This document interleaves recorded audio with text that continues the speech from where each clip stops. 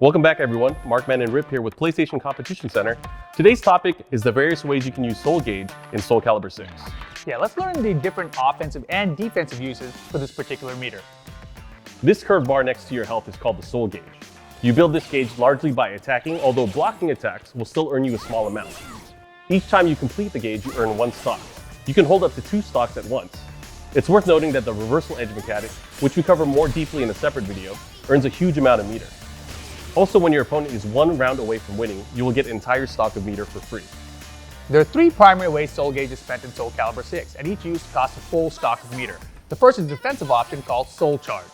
To activate Soul Charge, you simply hold back and press R2 or all 3 attacks. Your character will emit a burst of energy and your Soul Gauge will begin ticking down. When this timer reaches the bottom, you'll exit the Soul Charge mode. When you're in Soul Charge, all of your attacks do a small amount of damage, even when they're guarded. But beyond that, Soul Charge powers up each character in completely different ways.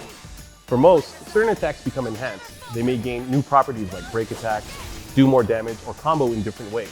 Several characters will even gain access to entirely new moves and stances, which can drastically change how they play. To learn more about your favorite character and how they benefit from Soul Charge, access the Combat Lessons option from the Training mode, and then choose Soul Charging. If you do a quarter circle forward motion and press R2, you'll perform a Soul Attack, which leaves you in Soul Charge mode after. Why pick one method over the other? Well, the Energy Burst method is very defensive. You'll push the opponent away and be completely safe from counterattack, whether they guarded the burst or not. Use this if you're being pressured and need a safe way to gain some space. The Attack, on the other hand, is very offensive. Soul Attacks are risky to use by themselves and are easily dodged, but you can combo into them and they'll keep your opponent close so you can continue your offense with your Soul Charge abilities. The other primary way to spend Soul Gauge is called Critical Edge. Simply press R2 to activate a highly damaging super attack for your character. You can use Critical Edge attacks in some combos to add extra damage, or if your opponent misses an attack right next to you, you can use the Critical Edge to punish them for their mistake. As a final note, there's a way to spend 50% of your Soul Gauge on a parry mechanic called Resist Impact.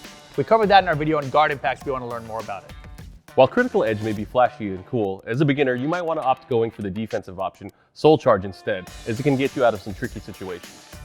That's all for this episode. This tutorial is made in partnership with the PlayStation Competition Center team.